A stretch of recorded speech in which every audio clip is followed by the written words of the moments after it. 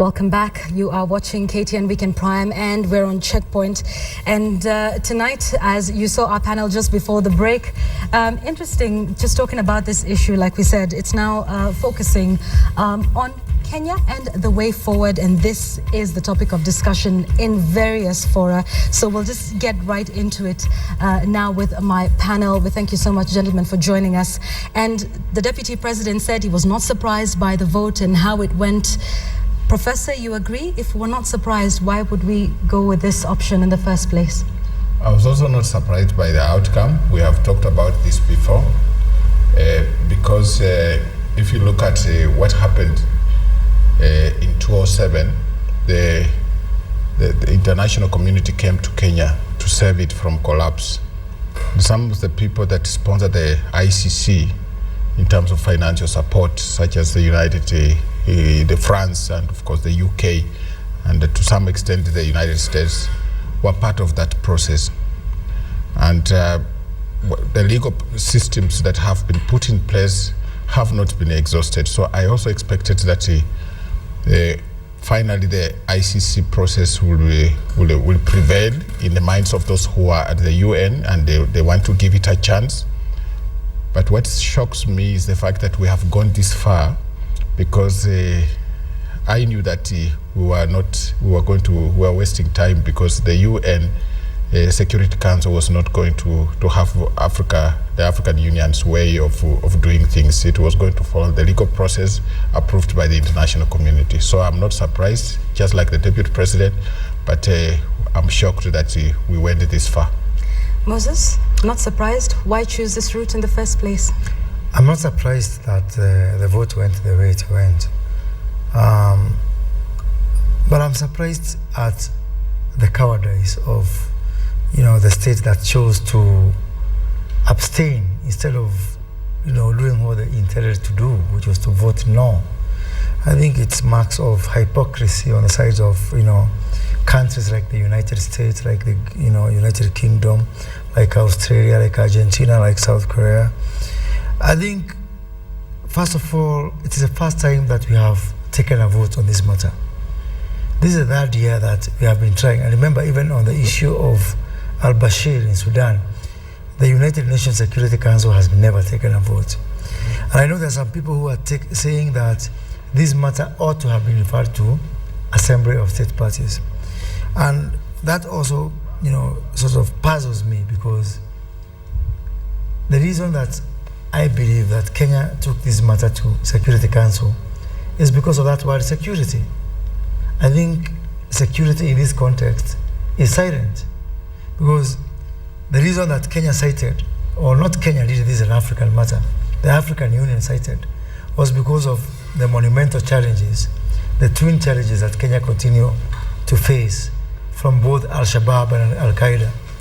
And because it was of security in nature, that was taken to the one place which we thought was a domicile of security issues. All right, Moses, which is Security Council. Moses, of course, there's what we're talking about after the happenings of Westgate, that this now becomes an international crisis. Is it your belief that if the president and deputy president are on trial at The Hague, that this could have some far-reaching consequences on the war against terror, and therefore affect not just Kenya but other countries? No, I don't. Can I intervene? That is cheap thinking. You know what he's saying. We have had these terror attacks. In 1998, we had terror attacks. We have had them intermittently, and in fact, during the Kibaki administration, we had that. Kikambala was bombed, and a number of people have died, even in Garissa and other places. The idea that security, the Westgate, is just a continuation of events that have been taking place for the last 20 or 15 years. So for somebody to say that because Westgate was there and the terrorism was there, as if it started yesterday, that one can't wash. I mean, it's a cheap thinking.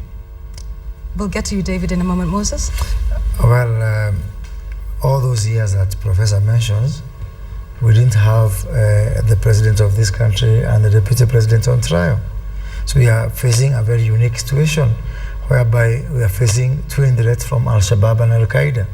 And it is a very lethal combination, and it requires nothing but single-minded focus.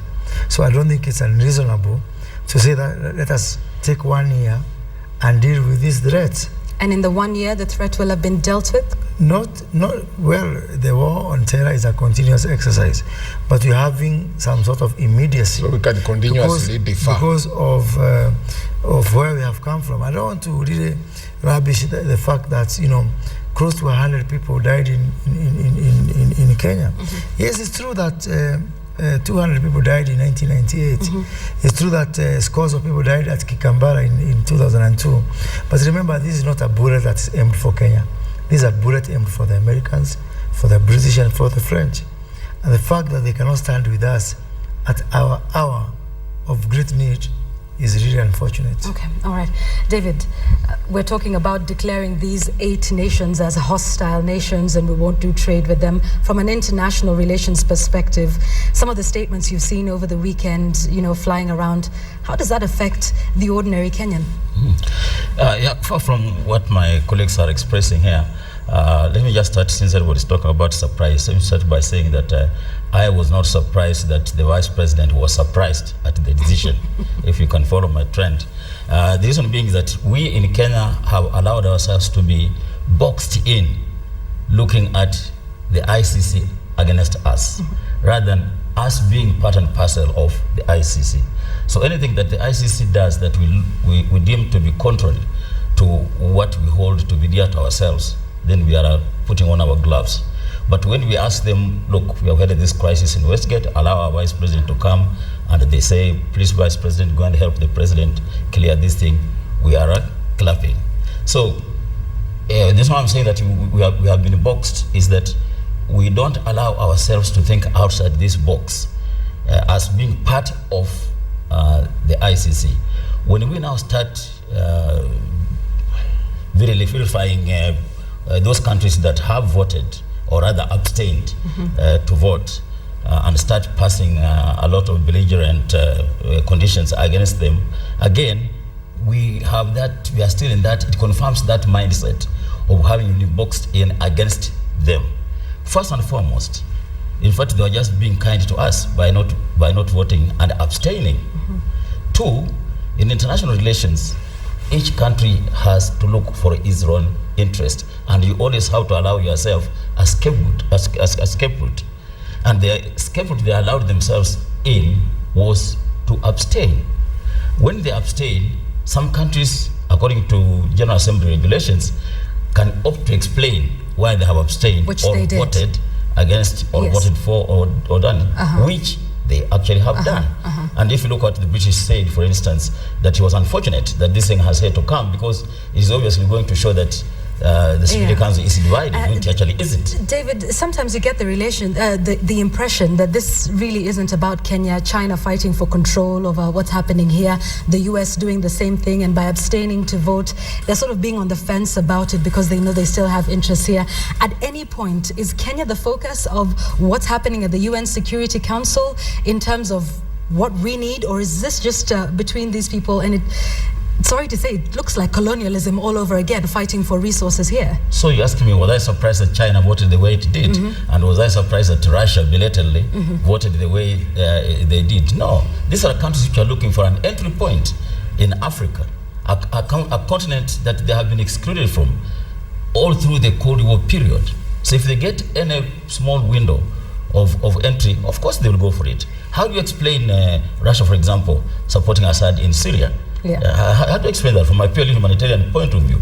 This is a country, the countries are struggling to muscle in this enclave that has been cut away from them. Allow me to interject then. Would you trust these countries then? Because it seems like everybody has an ulterior motive.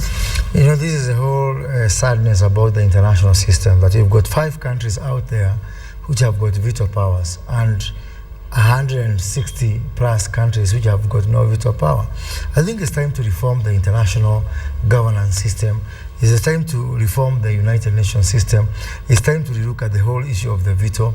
It's time to relook at whether the international government, as we would call it, is really, up to any good. But Moses, knowing all that, and with all the statements that you hear about declaring some countries hostile and now saying we will trade with the East, do you trust the East? Because it seems like everybody has an agenda. You see, the statements that have come from politicians should be treated with the contempt they come, because they are not based on research or any scientific consideration. You have seen statements like, for example, let us even, these are people we can do business with anybody else. They don't understand the dynamics of business. America and Kenya, and of course the United Kingdom, are not about to part ways because of the ICC.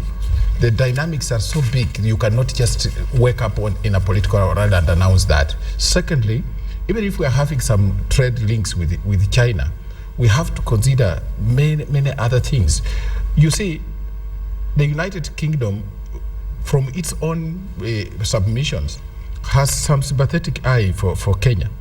But when people wake up and say, this is the war that we are fighting, we are fighting somebody else's war. First of all, these politicians should be asked, how did we end up fighting somebody else's war? That is criminal. They are admitting that they have made a mistake. They are not supposed to fight anybody else's war.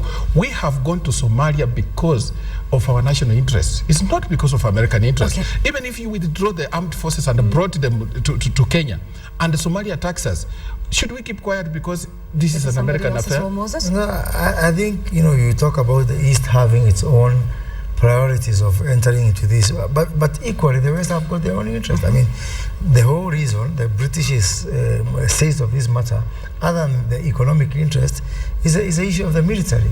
That they have got, wonderful bases in Nanyuki, in Laikipia, that they continue to use. That's better than which the government allows them to do. Yeah, absolutely. And I think it's time for them to know also that choices have consequences. Okay, all right. This is something interesting, and I know we've said this on various fora. Countries like the US that are not party to the ICC have no business discussing that. Moses, it's interesting though that all those that voted yes aren't ICC members either. Yeah, but so should they equally not have a say in what happens? No, the whole thing is about common sense. No. There's a whole issue between belonging to ICC and common sense. So when the US speaks, it's not common sense? Let me ask you something. It could be common Let me give an example of why common sense is important in this matter. If you look at the case, for example, case number 2 of President Uhuru Kenyatta, 15 witnesses have said that I committed murder, I committed rape. We are not even in that era of the roadside crusades where somebody says, nimeokolewa na damu ya Yesu, niliua, I raped, I did all this and that, so therefore, nijaze roho, I'm clean. So, which country will not see that? That is nonsense. Honestly speaking, that people go out there, confess that we are criminals, that an ICC embrace them as witnesses. Do you need to be a member of the ICC for you to not to see that nonsense? You see, that is the problem with Moses. If a guy comes to give evidence and confesses he has made evidence in a case where I'm prosecuting, we finish that case first before we go back to those who committed murder. The case before the ICC involves our president and the deputy president and the Joshua Arap Sang. They are witnesses. You cannot now say, since they have said they committed murder, we don't continue prosecuting this case, we rush to this one who have said they committed murder. If you do that, you confuse. There is a legal procedure for doing things at the ICC. And this legal procedure must be done. Even there are people who have lied as witnesses. But that there is a procedure within the ICC system on how to deal with people who are telling lies.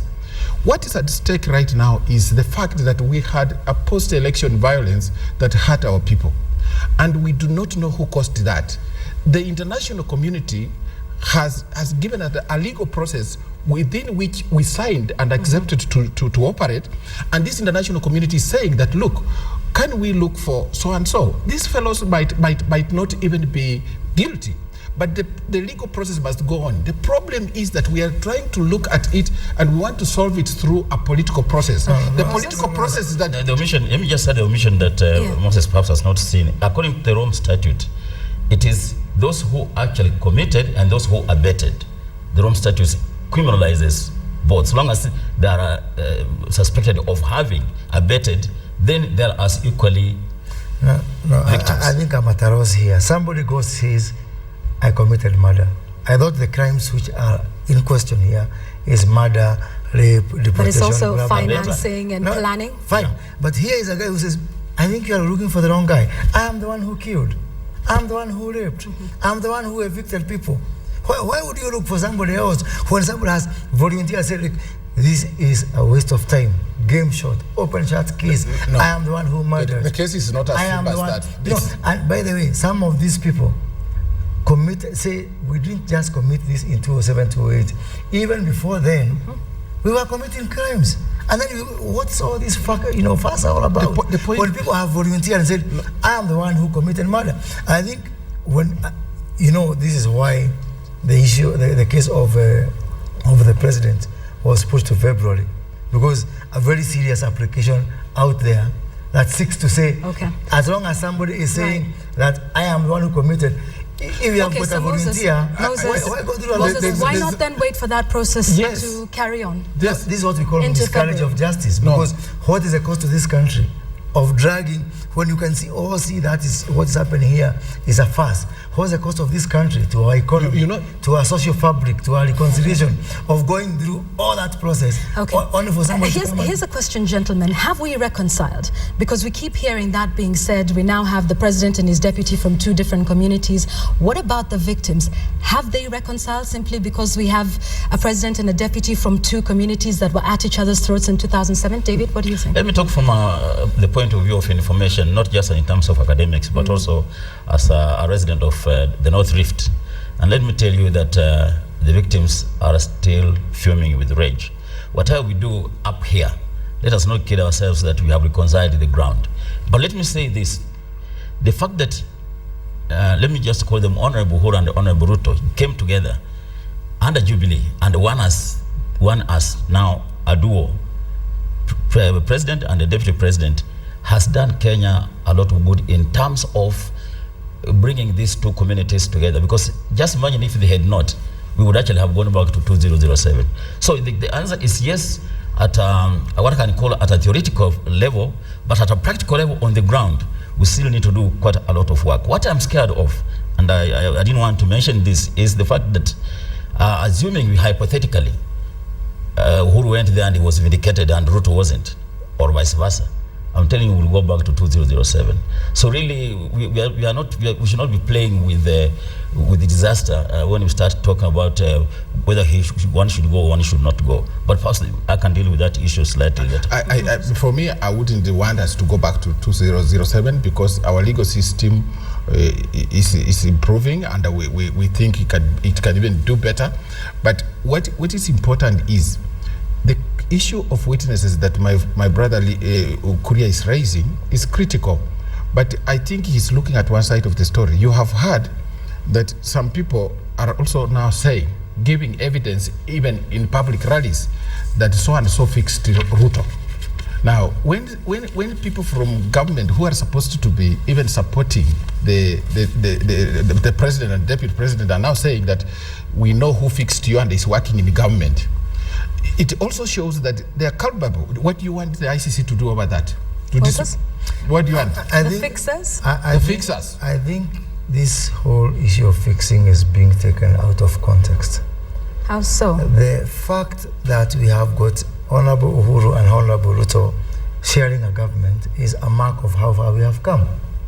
And it is a fact that we are on different sides of the divide in 2007. You've seen Honorable James Olego actually gloating over the seeming well, of course he would, yes. He's in the opposition. He's in the opposition. Yes, this would be good he's news. Not just in the opposition, he's actually one of the real owners of the ICC. No. It's very important we have a distinction on that. All right.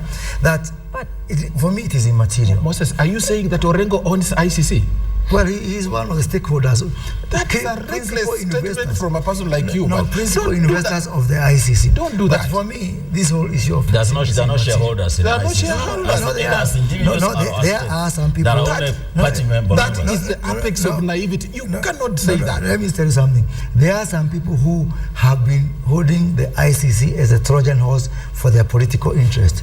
That cannot be gainsaid. Okay, but what are these... Orengo, ODM and CORD are one of them.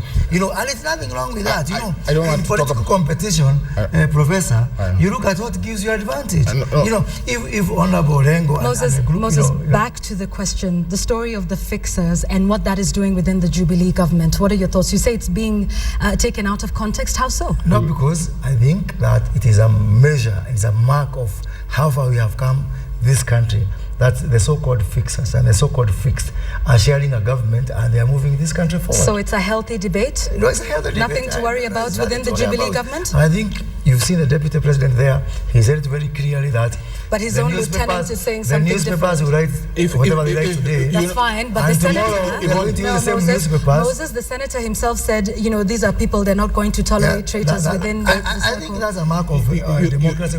You know, Yvonne, an undergraduate student from a respectable university in our country knows that there is trouble in Jubilee.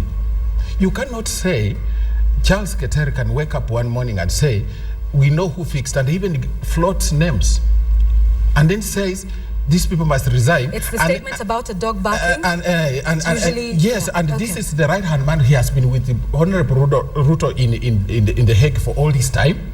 Then you have seen another statement coming over from Songo, and then you say we are united. We are doing. Why are you putting up a breakfast? You must also say. Because Moses is now holding brief for Jubilee, he must say there is trouble, but we are trying to deal with the trouble. I think when we are discussing a serious issue like the ICC and the indictees, let us not dualize it and compartmentalize it on party politics. Because as soon as we do that, then we lose the track. Keter, as far as I'm concerned, is not a member of CORD. So if someone from CORD has said this, God forbid, I think they would have really, you would have seen Jubilee going at his neck. But what is important is when I hear academicians debating the issues of ICC, and falling back into the trap of politicization, balkanization, Jubilee versus CORD, I think then we lose the argument as to what we should look for in ICC. We have just a short time, and David, I'd just like your final thoughts on what next for the AU, what next for Kenya, and indeed we're talking about independence, but it is known that the AU itself is heavily funded by the US, the European Union, Japan, China and other countries. To what extent is the AU saying, no, we're speaking about sovereignty of African states? First of all, and I've said this before, and I want to be on record, that the approach we are using to convince ICC, the combative approach we are using is a wrong track. We would do much better by going through what I call quiet diplomacy, either at the continental level or at a national level. When we have used quiet diplomacy, we've seen results. As I've told you, well, even the postponement to the 14th of August is not out of belligerence, it's out of putting facts forward and ICC listening to it. So for me, the way forward, first and foremost for Kenya, the African Union later on, is to adopt quiet diplomacy, track 2, track 3 diplomacy, infused with the track 1 diplomacy. We shall go a lot further if we want to use that. But this question of brinkmanship, the game of brinkmanship that politicians are using, we should divorce state organs that deal with diplomacy away from the politics. On that note, gentlemen, we really have run out of time, unfortunately, and it's such a great debate, but it's definitely one we will continue to talk about, because for sure the ICC is a conversation that will dominate the headlines. Thank you very much, Professor Kisiangani, David Kikaya, and Moses Kuria.